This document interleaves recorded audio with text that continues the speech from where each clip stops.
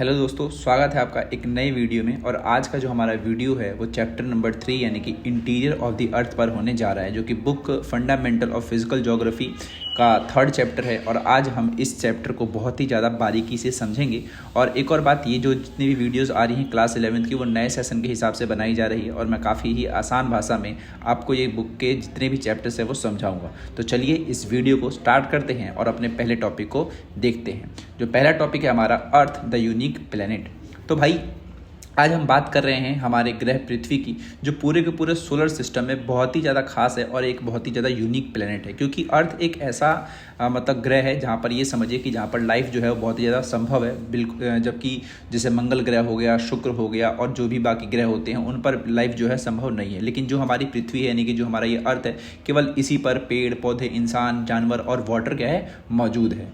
जो हमारा अर्थ है वो सूर्य से तीसरे नंबर पर आता है और यानी it is the 3rd planet of the from the sun. Okay, यानी कि अगर हम बात करें कि हमारा जो अर्थ है वो सन से कितने नंबर पर आता है बेसिकली, तो वो तीसरे नंबर का प्लेनेट है। अब हम इसे ब्लू प्लेनेट भी कहते हैं। क्यों कहते हैं भाई? क्योंकि जो हमारी पृथ्वी है, उस पृथ्वी की जो सतह है उसका जो लगभग 71% जो हिस्सा है वो पानी से ढका हुआ है। यानी कि जो भी महासागर देखते हैं, समुद्र देखते हैं, झीलें देखते हैं, नदियाँ देखते हैं, ये करती हैं पृथ्वी के 71% हिस्से को ढक करके रखती हैं। ठीक है, तो देखा आपने, ये combination of land, water, life, ये ऐसी चीज़ें हैं जो पृथ्वी को बहुत ही ज़्यादा यूनिक बनाता है और इसीलिए हमें अपनी पृथ्वी को बचा करके रखना चाहिए। ओके, चलिए अब बढ़ते हैं अगले टॉपिक पे, जिसका नाम है internal structure of the earth. यानी कि जो पृथ्वी है हमारी, उसकी आंतरिक संरचना कैसे, यानी कि पृथ्वी के भीतर आखिर कैसी उसकी बनावट है। तो भाई अब तक हमने पृथ्वी की सतह यानी कि सरफेस को समझा, लेकिन क्या आपने कभी सोचा कि पृथ्वी के भीतर क्या क्या होता है? तो चलिए मैं आपको बताता हूँ।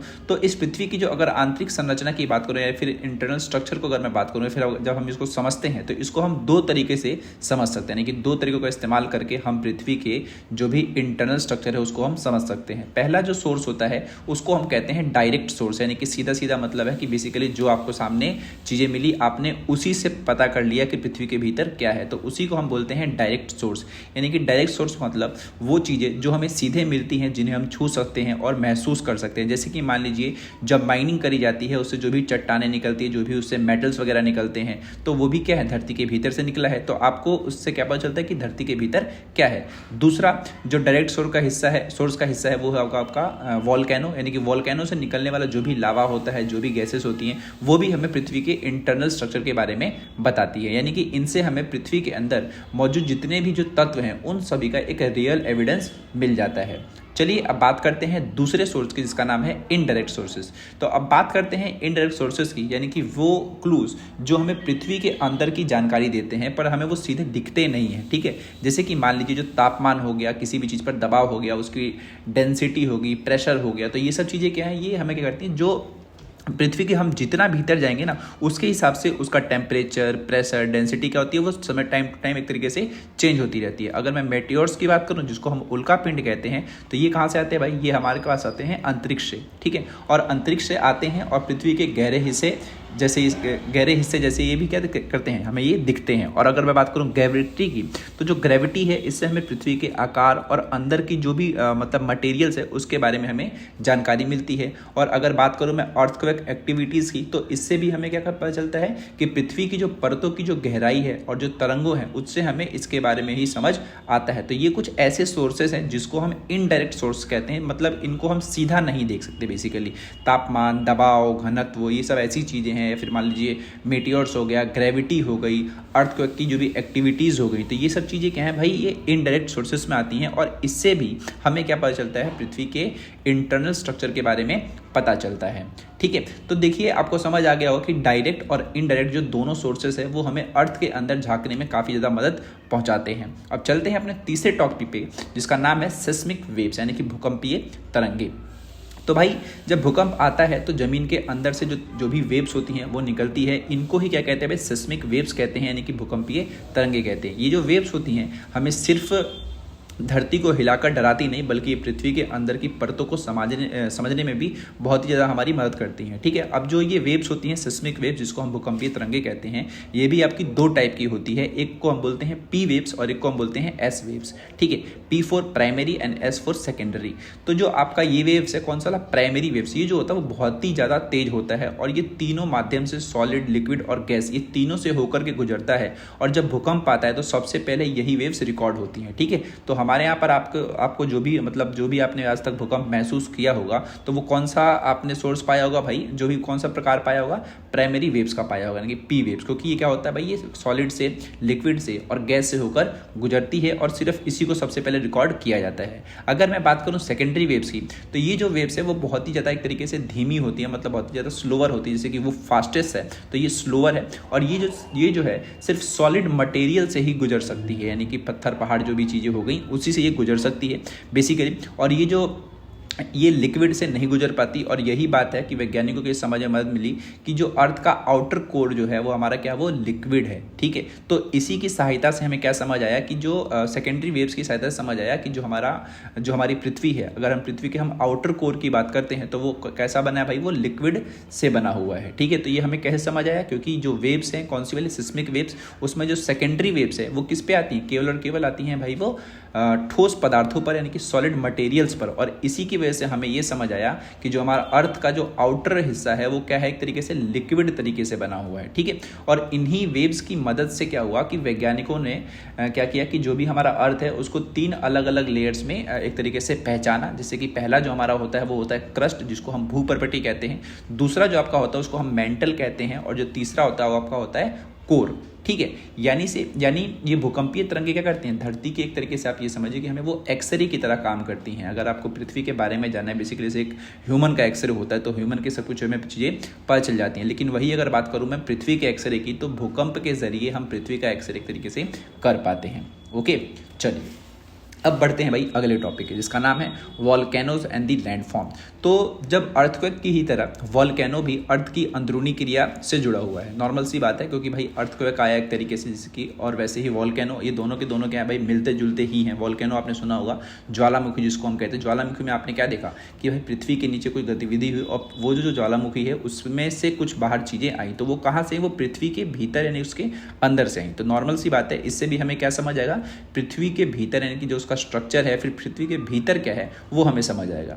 ठीक है, तो जब पृथ्वी के अंदर से पिघला हुआ जो भी मटेरियल होता है, जो भी मटेरियल होता है, जब वो ऊपर आता है तो वो पहाड़ों, द्वीपों और जो भी लैंडफॉर्म्स हैं उनको बनाता है। बेसिकली जो भी आप ये द्वीप देखते हैं, जो भी मतलब पहाड़ देखते हैं, फिर कोई भी आप लैंडफॉर्म देखते हैं, वो किससे बना, ये भाई जो भी मेल्टन मटेरियल से, किससे, वॉल्केनो से निकला उसी से बना हुआ है। तो आपको क्या समझ है, तो जो वॉल्केनो है, सॉरी, जो वॉल्केनो है वो सिर्फ लावा नहीं उगलता, बल्कि वो पृथ्वी की सतह का आकार भी बदल देता है। ठीक है, तो आपने अक्सर देखा होगा कि जब ज्वालामुखी फटता है तो उसमें से लावा निकलता है, बट ऐसा जरूरी नहीं है। उसकी वजह से क्या होता है कि जो भी पृथ्वी का स्ट्रक्चर है वो भी बहुत ज़्यादा चेंज हो जाता है, क्योंकि यही सब चीज़ें जब बाद में जाकर के सूखती हैं या फिर मान लीजिए ड्राई होती हैं, तो वो क्या बनाती हैं, लैंड फॉर्म्स बनाती हैं। तो हमारी पृथ्वी पर जितने भी लैंडफॉर्म्स आप देखते हैं वो इन्हीं वजह से बन रखे हैं। ठीक है भाई, चलिए अब अगले टॉपिक की बात करते हैं। अगला टॉपिक है हमारा layers of the earth internal structure. तो अर्थ के भीतर की जो भी लेयर्स हैं, जो भी परतें हैं, उसके बारे में हम जानेंगे।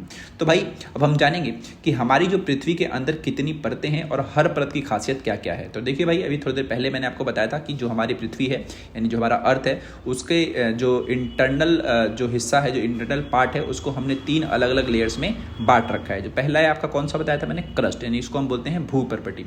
तो ये जो है वो पृथ्वी का सबसे ऊपरी हिस्सा है, आउटर मोस्ट लेयर है बेसिकली, और हम इसी परत पर चलते फिरते हैं और यहीं पर समुद्र, पहाड़ और जमीन की जितनी भी गतिविधियां हैं वो होती हैं। अगर हम इसकी विशेषता की बात करूं, फीचर्स की बात करूं, तो इसकी जो डेप्थ है बेसिकली, मतलब ये कितनी मोटी है आप इसे समझ लीजिए, तो वो 30 किलोमीटर के आसपास मोटी है। और जो इसकी अगर मैं डेंसिटी की बात करूं तो 3 ग्राम प्रति घन सेंटीमीटर के हिसाब से इसकी डेंसिटी है। और अगर बात करूं मैं कैसे बनी है, तो ये जो बनी है भाई वो सॉलिड रॉक से बनी हुई है। ये हो गया भाई हमारा कौन सा वाला, क्या कहते हैं इसको, क्रस्ट कहते हैं। ठीक है भाई, अब जो क्रस्ट है वो भी 2 टाइप का होता है। एक होता है भाई कॉन्टिनेंटल क्रस्ट, जिसको हम सेल कहते हैं, और एक होता है भाई ओशनिक क्रस्ट, जिसको हम सीमा कहते हैं। इसको आगे बताऊंगा मैं दोनों के बारे में, कॉन्टिनेंटल और ओशनिक के बारे में। पहले इन लेयर्स को पढ़ लेते हैं। अब दूसरा जो लेयर है हमारा वो है भाई मेंटल। ठीक है। तो क्रस्ट के ठीक नीचे पाई जाती है मेंटल, जो पृथ्वी का मध्यम भाग बेसिकली जो मिडल लेयर कहलाता है, और ये समझ लीजिए कि 2900 किलोमीटर गहराई तक फैली हुई है। तो ये बहुत ही ज़्यादा एक तरीके से लंबी है, जैसे कि ऊपर वाली कितनी थी, वो 30 किलोमीटर ही थी, जबकि ये सोचिए कि 2900 किलोमीटर की गहराई तक ये फैली हुई है। अगर मैं बात करूँ मैं इसके फीचर्स की, तो क्रस्ट और जो अपर मेंटल है बेसिकली वो मिल करके क्या बनाते हैं भाई, लिथोस्फेयर बनाते हैं, जिसको हम बोलते हैं स्थल मंडल, ठीक है। और जो मेंटल का जो निचला हिस्सा होता है, लोअर वाला हिस्सा होता है, उसी को हम बोलते हैं लोअर मेंटल। और इसमें जो होती हैं, जो चट्टानें जो होती हैं, वो काफ़ी ज़्यादा रॉकी फॉर्म में पाई जाती हैं, रॉकी कह लीजिए फिर सॉलिड अवस्था में कह लीजिए, ठीक है। जो इनका स्टेट होता है बेसिकली वो सॉलिड स्टेट होता है। और अगर बात करूँ मैं इसके डेंसिटी की, तो इसकी जो डेंसिटी है वो 3.4 ग्राम प्रति घन सेंटीमीटर है, ठीक है भाई। तो ये हो जाएगा हमारा मेंटल। अब यहाँ पर पदार्थ धीरे धीरे बहता है और इससे पृथ्वी की जो प्लेट्स हैं वो हिलती हैं। तो जो भी हमारे पृथ्वी के नीचे की जो भी प्लेट्स हैं वो क्या करते हैं, वो जब हिलती हैं तो वो उसका हिलने का रीज़न क्या है भाई, क्योंकि यहाँ पर जो पदार्थ है वो बहता रहता है धीरे धीरे। कहाँ की बात कर रहा हूँ मैं, अभी मैं बात कर रहा हूँ ये क्रस्ट की, ठीक है, सॉरी मेंटल की, क्रस्ट तो हमने पढ़ लिया। ओके, अब बात करते हैं कोर की। तो जो कोर वाला हिसाब देखते हैं, ये सबसे अंदर है और पृथ्वी का इसको दिल कहा जाता है, यानी कि कोर आपने सुना भी होगा। कोर एक ऐसी चीज़ होती है जो किसी भी जो बीज वाली चीज़ को हम बोलते हैं बेसिकली, बीज जैसे कि मान लीजिए किसी भी जो फल होता है, उस फल में जो बीज होता है उसको हम कोर कह सकते हैं। तो उसी टाइप से जो हमारा पृथ्वी है, उस पृथ्वी का जो दिल है वो क्या है भाई, कोर है। यह मेंटल के नीचे होता है और ये भी दो भागों में बटा होता है। एक होता है आपका आउटर कोर, जिसको हम एक तरीके से लिक्विड अवस्था में पाते हैं, और एक होता है आपका इनर कोर, जो कि आपका सॉलिड अवस्था में होता है। यानी कि एकदम बात कर रहा हूँ मैं पृथ्वी के एकदम बीचम बीच की, तो वो जो बीचम बीच वाला हिस्सा है उसको तो हम कोर कहते हैं। और वो जो कोर है वो भी दो लेयर में बटा हुआ है। एक जो बाहर वाला आप देखते हैं उसको आउटर कोर कहते हैं, जो कि पूरा का पूरा लिक्विड है, और उस आउटर कोर के भीतर एक हिस्सा कौन सा है, इनर कोर है, जो कि पूरा का पूरा क्या है, सॉलिड है। तो खुद ही सोचे इस धरती में कितने रहस्य हैं। अगर बात करूँ मैं इसके फीचर्स की, तो भाई इसका जो डेंसिटी है बेसिकली, तो इसकी जो डेंसिटी है वो 13 ग्राम प्रति घन सेंटीमीटर है। यानी कि सबसे ज़्यादा जो भारी वाला हिस्सा है पृथ्वी का वो यही है, ठीक है। और ये बना होता है भाई निकेल से और आयरन से। निकेल और आयरन आप जानते होंगे, तो ये बहुत ही ज़्यादा भारी तत्व हैं बेसिकली। तो इसी से क्या बना है भाई, आपका कोर बना हुआ है, ठीक है भाई। तो ये तीन परतें हैं, क्रस्ट, मेंटल और कोर, ना कि सिर्फ हमें पृथ्वी के निर्माण के बारे में बताती हैं, बल्कि प्लेट टेक्टोनिक्स, यानी जो प्लेट टेक्टोनिक्स का मतलब होता है कि जो प्लेट जो हिलती जुलती हैं, तो उसके बारे में बताती हैं। भूकंप के बारे में जो भी हमारी समझ है उसको हमें ये बढ़ाती हैं इन्हीं प्लेट्स के सहायता से, ठीक है भाई। चलिए अब चलते हैं अगले टॉपिक पे, जिसका नाम है parts of the earth crust, यानी कि पृथ्वी की जो भूपर्पटी है उसके कौन कौन से हिस्से हैं। तो भाई अब हम पृथ्वी के सबसे ऊपरी परत यानी कि जो क्रस्ट है उसके दो मुख्य भागों को समझेंगे। थोड़ी देर मैंने पहले ही बताया था कि क्रस्ट जो आपका होता है वो दो अलग अलग उसके भी क्या होते हैं, पार्ट्स होते हैं, ठीक है।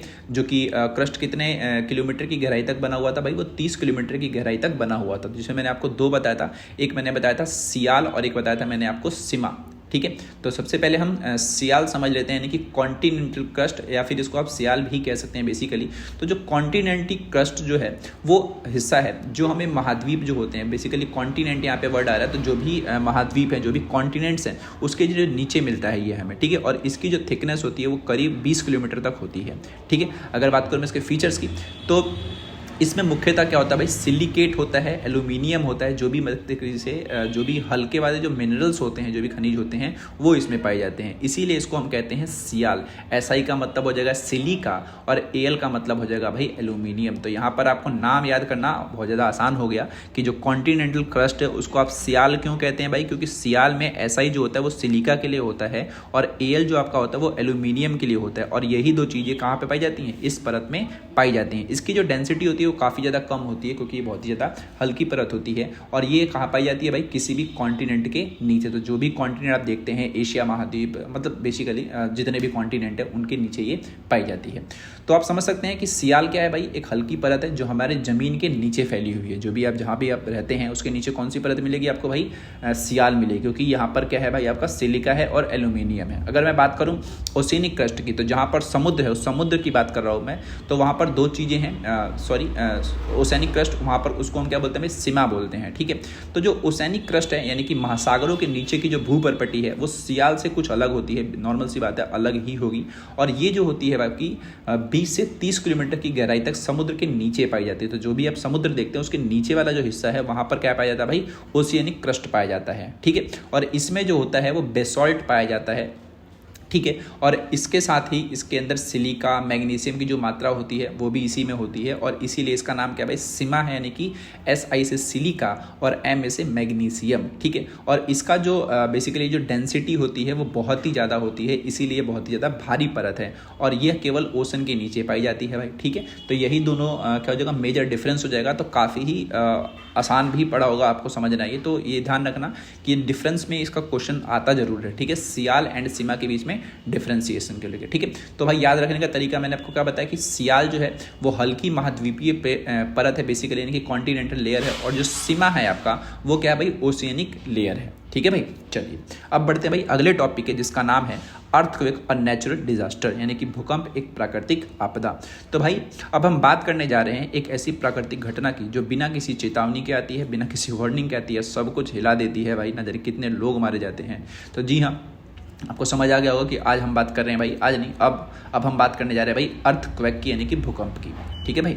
तो अर्थक्वेक का मतलब क्या होता है, धरती का अचानक हिलना ही क्या होता है, उसका मतलब भाई उसका अर्थ है। और जब पृथ्वी के अंदर जो भी एनर्जी होती है जब अचानक एक झटके में जब निकलने लग जाए तो बेसिकली जो हमारी जो ज़मीन है वो कांपने लगती है। तो नॉर्मल सी बात है, कोई चीज़ किसी के भीतर से जब निकलती है तो वो चीज़ कांपने टाइप की लगती है। जैसे कि मान लीजिए बहुत सारी चीज़ें आपने ऐसी देखी भी होंगी कि किसी भी चीज़ से कोई चीज़ जब निकलेगी तो नॉर्मल सी बात है वो हिस्सा हिलने लगता है, ठीक है।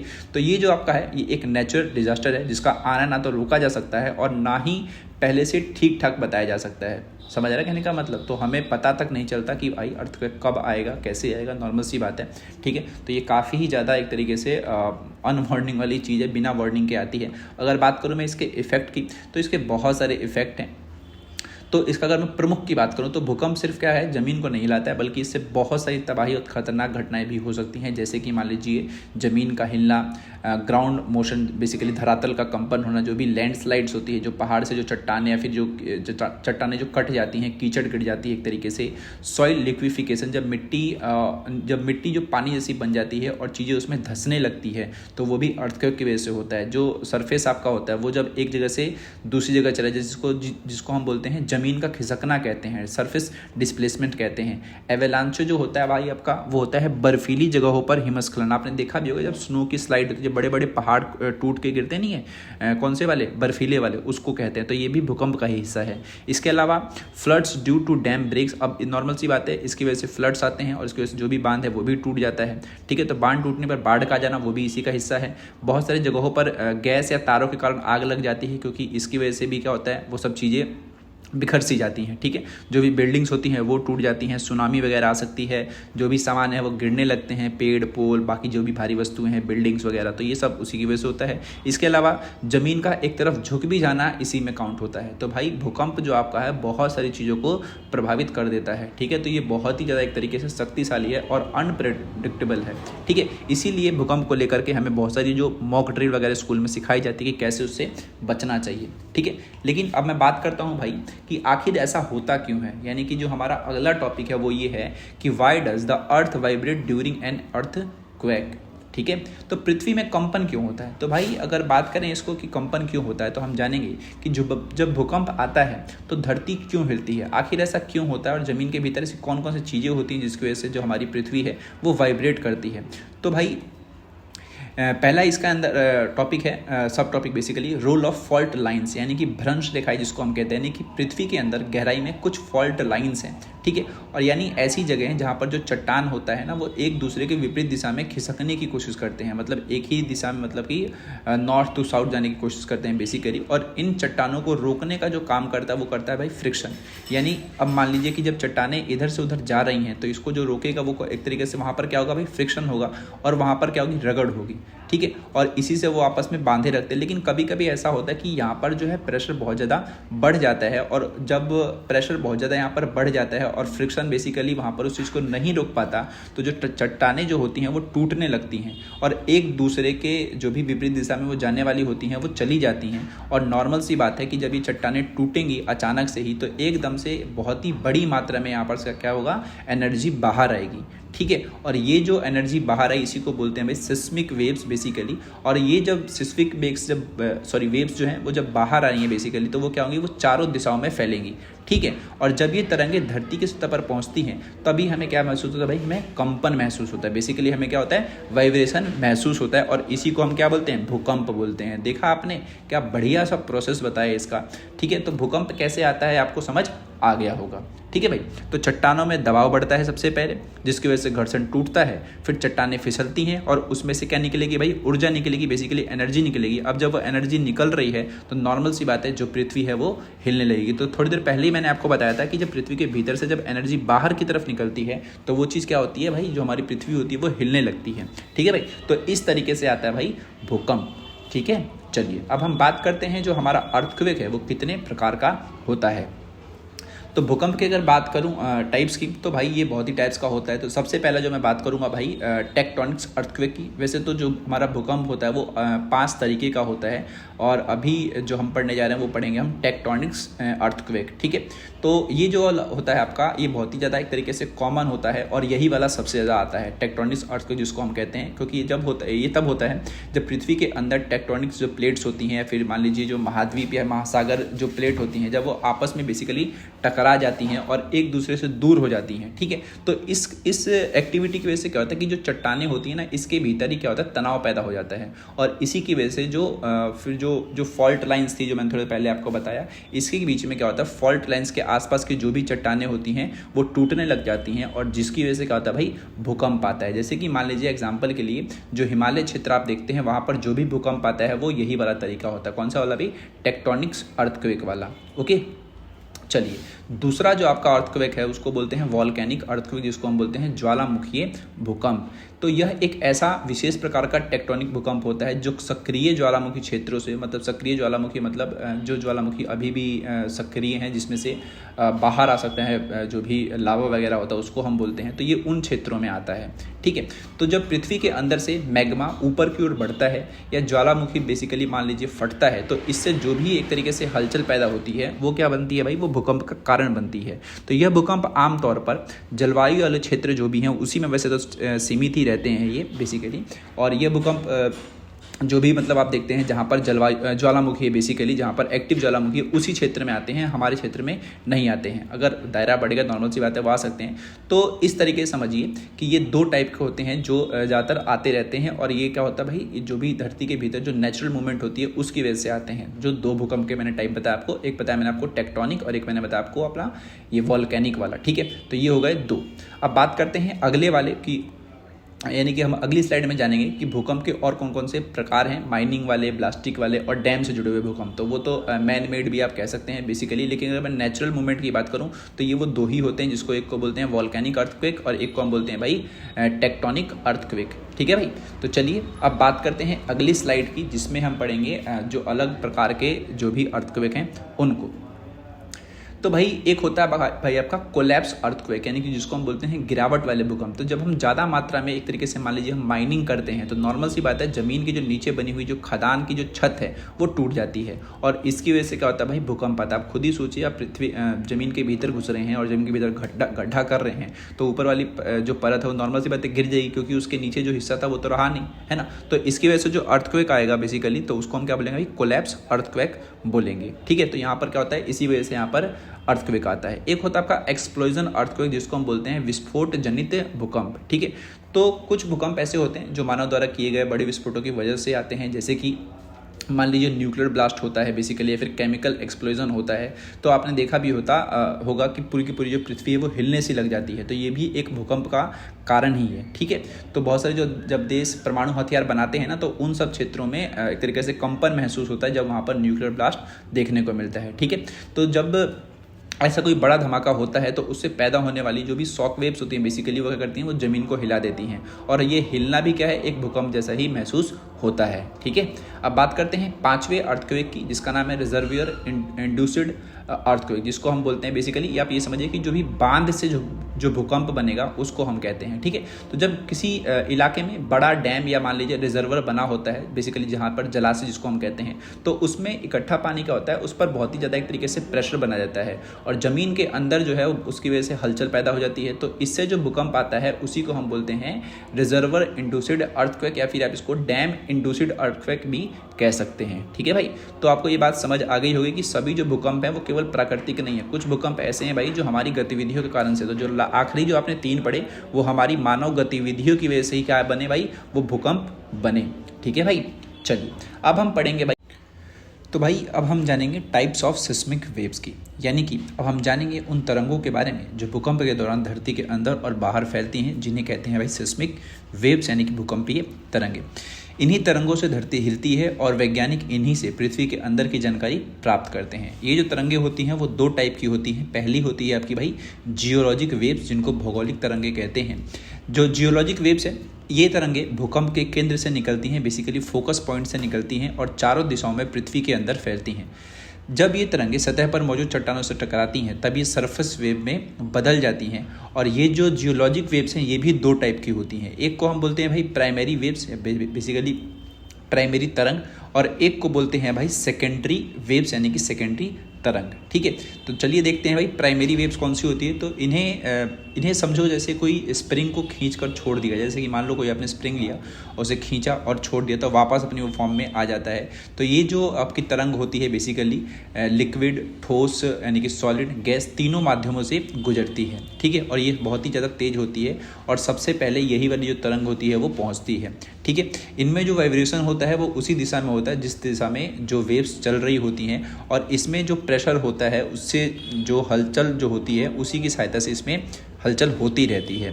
ठीक है, तो पी वेव्स हमें बताते हैं कि आखिर जो भूकंप है वो कहाँ से स्टार्ट हुआ और सबसे पहले कहाँ पर पहुँचा, इसीलिए इसको बोलते हैं भाई प्राइमरी वेव्स।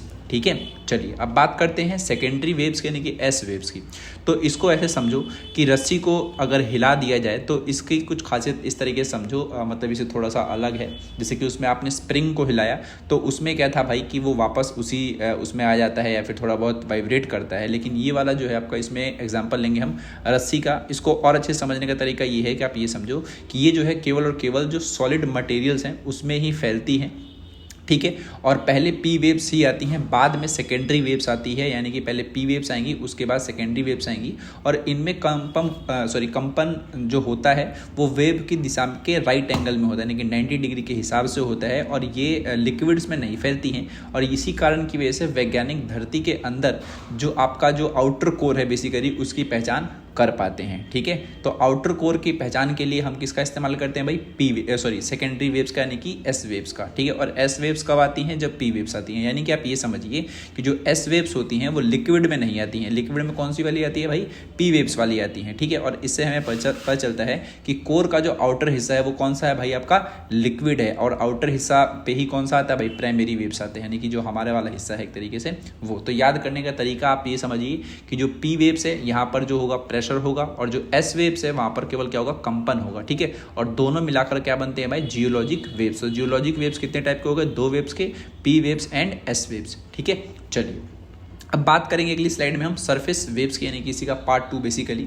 तो हमने पढ़ा था कि जो जियोलॉजिक वेव्स है बेसिकली वो धरती के अंदर फैलता है। अब बात करते हैं भाई उन तरंगों को जो सीधा धरती की सतह पर असर डालती हैं, जिसे हम क्या बोलते हैं भाई, सरफेस वेव्स, या फिर आप इसको ग्राउंड वेव्स भी कह सकते हैं। ठीक है, तो जो सरफेस वेव होती है बेसिकली, तो जब भूकंप की अंदरूनी तरंगें यानी कि जियोलॉजिक वेव्स धरती की सतह से टकराती हैं तो वहाँ एक नई तरह से तरंग बनाती हैं। ठीक है, और जब ये तरंग बनाती हैं तो इसी को हम क्या बोलते हैं भाई, सरफेस वेव्स बोलते हैं। बेसिकली ये तरंगें धरती की सतह पर, सिर्फ धरती की सतह पर चलती हैं और भीतर नहीं जाती हैं, मतलब जो आपका जो सरफेस वाला एरिया है बेसिकली जिस पे हम रहते हैं उस वाले पे चलती हैं, और ये ज़मीन के भीतर नहीं जाती हैं। गहराई बढ़ने के साथ साथ इनकी जो इंटेंसिटी है बेसिकली कम हो जाती है, इसीलिए वहाँ तक वो नहीं पहुँच पाती हैं। ठीक है, इंटेंसिटी का मतलब होता है तीव्रता बेसिकली, तो ये धीरे धीरे एक तरीके से कम हो जाती है, तो इसीलिए वो भीतर तक नहीं पहुँच पाती हैं। ठीक है, अगर मैं इसके कैरेक्टरिस्टिक्स की बात करूँ सरफेस वेव की, तो इसकी कुछ खास बातें हैं, जैसे कि मान लीजिए ये सबसे आखिर में पहुंचती है, एक तरीके से बहुत ही लेट में पहुंचती है, लेकिन ये होती हैं सबसे ज़्यादा विनाशकारी। अगर ये पहुंच गई तो बहुत ही ज़्यादा एक तरीके से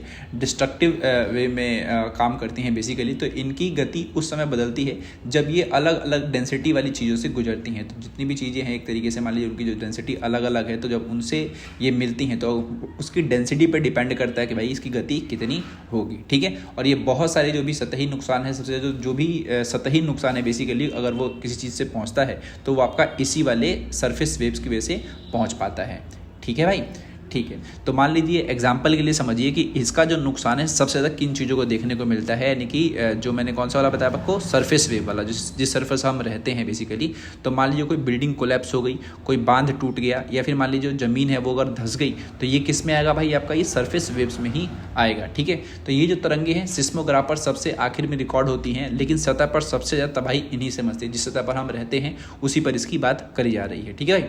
चलिए, तो अब अगली स्लाइड में हम समझेंगे पी वेव्स और एस वेव जो है इनके बीच में अंतर क्या होता है, और ये टेबल जो आपको दिखाई दे रहा है इसी से समझने की हम कोशिश करते हैं, ठीक है।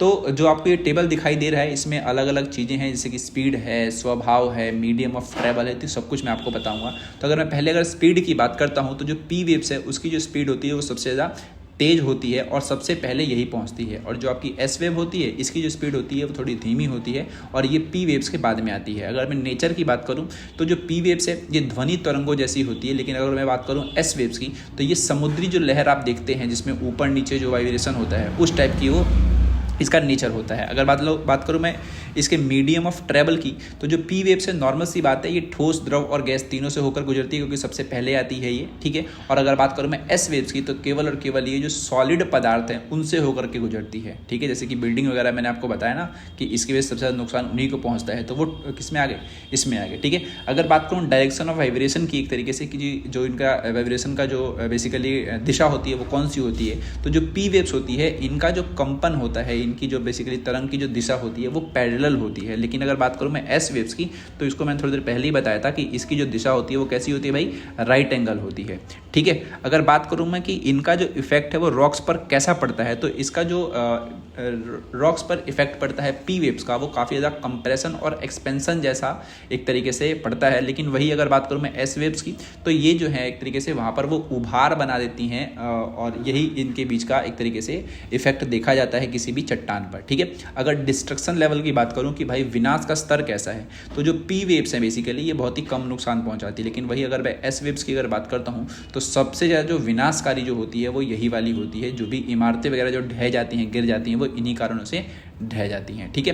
तो शॉर्टकट है इसका याद करने का भाई कि जो आपका पी वेव्स है वो तेज और सभी माध्यम में फैलेगा, और अगर बात करूँ मैं एस वेव की तो ये बहुत ही ज़्यादा धीमा चलता है और केवल ठोस माध्यम में ही चलता है, ठीक है। चलिए अब हम बात करेंगे भाई शैडो जोन की। शैडो जोन को हम बोलते हैं भाई भूकंपीय छाया क्षेत्र, यानी कि अब हम बात करेंगे एक बहुत ही खास भूवैज्ञानिक क्षेत्र की जिसमें हम जिसको हम बेसिकली सिस्मिक शैडो जोन यानी कि भूकंपीय छाया क्षेत्र कहते हैं। तो ये होता क्या है भाई, तो जब भूकंप आता है तो उससे निकलने वाली जो भी तरंगे होती हैं पूरी पृथ्वी में फैलती हैं और इन्हीं को बोलता है इन्हें बेसिकली सिस्मोग्राफ द्वारा रिकॉर्ड करा जाता है। वही एक मशीन है बेसिकली ये जिसके ज़रिए भूकंप को एक तरीके से रिकॉर्ड करा जाता है, उसको कहते हैं सिस्मोग्राफ, ठीक है। एक आपने रिक्टर पैमाना भी सुना होगा एक तरीके से, उसमें बताया जाता है कि कितनी तेज़ गति से वो आया है। लेकिन आप ये समझिए कि कुछ जगह ऐसी होती हैं जहाँ पर कोई भी तरंग रिकॉर्ड नहीं होती है और इन्हीं क्षेत्रों को क्या बोलते हैं भाई, सिस्मिक शैडो जोन। जैसे कि छाया जो होती है वो रियल में वहाँ पर कोई कुछ नहीं होता, रियल वाला पर्सन तो कहीं और होता है। तो उसी तरीके से आप ये समझिए कि जहाँ पर कोई तरंग रिकॉर्ड नहीं होती है किसकी, भूकंप की, तो उसी को हम क्या बोलते हैं, सिस्मिक शैडो जोन बोलते हैं, ठीक है भाई। तो अब इस बात को एकदम ध्यान से समझना, तब आपको एकदम अच्छे से समझ आ जाएगा। जो आपको ये टेबल दिखाई दे रहा है भाई, तो पी और जो आपका एस वेव है बेसिकली वो भूकंप केंद्र से 105 डिग्री तक आसानी से रिकॉर्ड किया जा सकता है, ठीक है। जो दूसरा है 105 डिग्री से 145 डिग्री के बीच में कोई भी जो तरंग होती है ना ही प्राइमरी और ना ही सेकेंडरी रिकॉर्ड नहीं होती है, यानी कि ये वाला जो एरिया है आपका जहाँ पर ये रिकॉर्ड नहीं हो रहा है बेसिकली उसको बोलते हैं shadow zone for both P and S waves, ठीक है। और 145 डिग्री के बाद क्या होता है कि जो पी वेव्स होती हैं वो दिखाई देती हैं, ठीक है। और जबकि एस वेव्स की अगर मैं बात करूं तो 105 डिग्री के बाद कभी भी ये हमको दिखाई नहीं देती हैं। इसीलिए जो एस वेव्स का शेडो जोन है वो बहुत ही ज़्यादा बड़ा होता है, यानी कि एस वेव जो है बेसिकली वो लिक्विड आउटर कोर से नहीं गुजरती है, इसीलिए उनका शेडो जोन क्या होता है, बहुत ही ज़्यादा बड़ा होता है, ठीक है। और सिस्मिक शेडो जोन जो है हमें पृथ्वी के अंदर के स्वरूप जैसे कि आउटर कोर लिक्विड है, इन सब के बारे में हमें पता लगाने में मदद करते हैं, ठीक है भाई। तो यही था हमारा भाई एस वेव और पी वेव्स। एक तरीके से डिग्री में अगर आपने समझ आ गया हो तो अच्छी बात है, कोई बात नहीं, एग्जाम के लिए तो आपको समझ आ ही गया होगा। चलिए अब बात करते हैं बैथोलिथ और लेकोलिथ की, ठीक है भाई। तो difference between the batholith and the laccolith. तो देखिए भाई, जब ज्वालामुखी गतिविधियाँ धरती के अंदर होती हैं तो वहाँ पिघला हुआ जो मौसम होता है, मौसम बोल रहा हूँ मैं, जो मैग्मा होता है, तो जब ठंडा हो जाता है वो तो अलग अलग टाइप का क्या लेता है भाई, वो स्ट्रक्चर लेता है। तो इन्हीं स्ट्रक्चर्स को हम क्या बोलते हैं भाई, एक को हम बोलते हैं बैथोलिथ और एक को बोलते हैं भाई लेकोलिथ, ठीक है। तो इसके बीच का भी जो फर्क है वो टेबल के जरिए मैं बताऊंगा आपको। एक तरफ फीचर्स हैं बैथोलिथ के और लेकोलिथ के, तो टेबल को आप ध्यान से समझिए, ठीक है। तो अगर मैं डेफिनेशंस की बात करूं भाई, तो जो आपका बैथोलिथ होता है पहले बी है एंड देन एल है, ठीक है। तो जो आपका बैथोलिथ है, इसकी अगर डेफिनेशन की बात करूं तो ये बहुत ही ज़्यादा बड़ा होता है और जो गुंबद जैसा आप हिस्सा देखते हैं बेसिकली, जो बहुत पहाड़ टाइप का होता है, उसका जो ठंडा हुआ मैग्मा है वो इसका बनाता है, यानी कि बहुत ही बड़ा गुंबद टाइप का जो क्या बनेगा, स्ट्रक्चर बनेगा, तो वो आपका होता है बैथोलिथ। लेकिन लेकोलिथ की बात करूं तो गुंबद के आकार का जो मैग्मा होता है, बट ये नीचे से कैसा होता है भाई, सपाट होता है, ठीक है। अगर मैं गहराई की बात करूं तो जो आपका बैथोलिथ है तो ये बहुत ही ज़्यादा गहराई में पाया जाता है, लेकिन जो आपका लेकोलिथ है वो थोड़ी कम गहराई में मिल जाता है। आकार की बात करूं तो इसका जो आकार है वो अनियमित है और बहुत ही बड़े बड़े एक तरीके से डॉम टाइप के जो होते हैं, जैसे आपने बिल्डिंग्स वगैरह में डॉम देखे होंगे ना, उस टाइप का होता है। लेकिन अगर बात करूँ लेकोलिथ की तो ये जो होता है भाई, इसका जो आकार होता है वो गुंबद जैसा आकार होता है, बस इसमें एक खासियत होती है कि ये नीचे से क्या होता है, सपाट होता है, ठीक है भाई। अगर कनेक्शन सोर्स की बात करूँ बेसिकली तो मैग्मा सोर्स से कोई स्पष्ट नली नुमा जुड़ाव बेसिकली नहीं होता है। लेकिन अगर बात करूं मैं लेकोलिथ की तो ये जो है आपका एक ट्यूब जैसी संरचना से के स्रोत से जुड़ा होता है। तो दोनों में अगर हम देखें तो जो बैकोलिथ होता है बेसिकली ये मैग्मा से जुड़ा नहीं होता है, लेकिन ये वाला जो है आपका वो एक ट्यूब के जरिए जुड़ा होता है, ठीक है भाई। चलिए अगर साइज स्प्रेड की बात करूं तो बहुत बड़े क्षेत्र में फैला होता है, कौन सा वाला भाई, बैथोलिथ। और बात करूं मैं लेकोलिथ की तो ये जो होता है वो इससे थोड़ा सा छोटा होता है और काफ़ी ज़्यादा एक लिमिटेड एरिया में होता है। एग्जाम्पल के लिए भाई कि जो पहाड़ के कोड में जो आमतौर पर जो पाया जाता है वो आपका बैथोलिथ है, और जो अगर लेकोलिथ की बात करूँ तो अक्सर जो भी सतही चट्टानें होती हैं उनके जो नीचे वाला जो हिस्सा होता है वो लेकोलिथ होता है, ठीक है भाई। तो यही इन दोनों के बीच का डिफरेंस है, तो आपको आसानी से समझ आ गया होगा, एग्जाम में बहुत काम आने वाला है, तो आप ये इसको ध्यान से पढ़ लें। अगर मेन डिफरेंस की बात करूं भाई तो जो बैथोलिथ है वो गहराई में होता है और कोई ट्यूब नहीं होता है। लेकोलिथ जो होता है वो कम गहराई पर होता है और एक ट्यूब से जुड़ा होता है। तो मैंने बताया ना कि कोई एक जो है आपका बैथोलिथ वो क्या होता है, मैग्मा से जुड़ा होता है, मैग्मा से जुड़ा नहीं होता है। और जो लेकोलिथ है वो मैग्मा से जुड़ा होता है, कैसे भाई, एक नली द्वारा, ठीक है।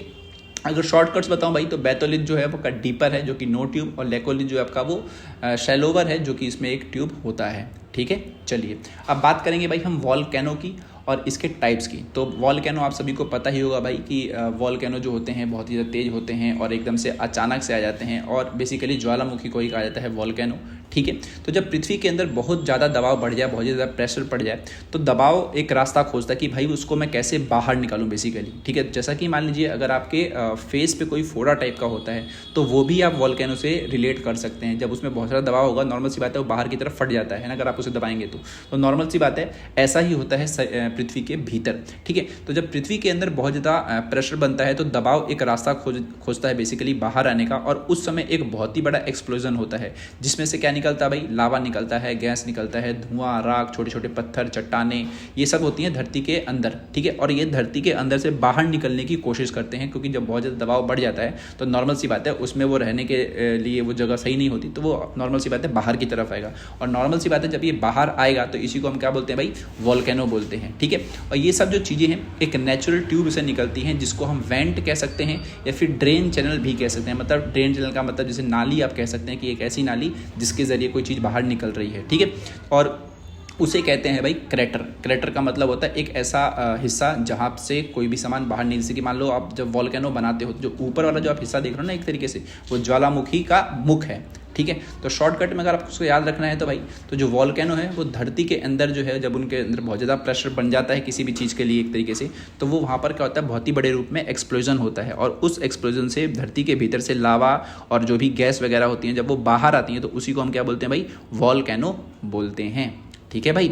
चलिए अब बात करते हैं कि वॉल्केनो के कितने टाइप होते हैं और उनका जो भी व्यवहार होता है वो कैसा होता है। तो जो वॉल्केनो के जो टाइप्स होते हैं वो बहुत सारे टाइप के होते हैं एक तरीके से, बहुत सारे तो नहीं, लेकिन इसको हम 3 हिस्सों में बांट सकते हैं। एक तो होता है आपका भाई एक्टिव वॉल्केनो, जिस बेसिकली एक्टिव से आपको समझ आ गया होगा कि अभी भी ऐसे हैं कि बार बार फटते रहते हैं बेसिकली, और इनका जो मुख होता है वो खुला रहता है, यानी कि इनमें से लावा, गैस और राख कभी भी बाहर निकल सकता है। जैसे कि माउंट एटना जो आपका है वो इटाली में पड़ता है बेसिकली, तो ये क्या है कि आपका एक्टिव वॉल्केनो का एग्जाम्पल है। अगर मैं डॉर्मेंट की बात करता हूँ तो एक ऐसा ज्वालामुखी बेसिकली जो बहुत ही लंबे समय से शांत है, लेकिन कभी ना कभी वो सक्रिय हो सकता है। ठीक है, लेकिन ये वाला क्या है कि इसका मुख तो हमेशा खुला है, कब फट जाए किसी, मतलब ये बेसिकली फटता रहता है बार बार, जो एक्टिव वाला होता है। लेकिन अगर डॉर्मेंट की बात करूं तो काफ़ी लंबे टाइम से शांत है, लेकिन इसका चांस ये है कि कभी ना कभी ये सक्रिय हो सकता है, और जब ये फटेगा, नॉर्मल सी बात है, बहुत ही बड़ा नुकसान ये कर देते हैं। ठीक है, और इसका एग्जांपल है माउंट वेसेवियस जो कि आपका इटाली में ही पड़ता है।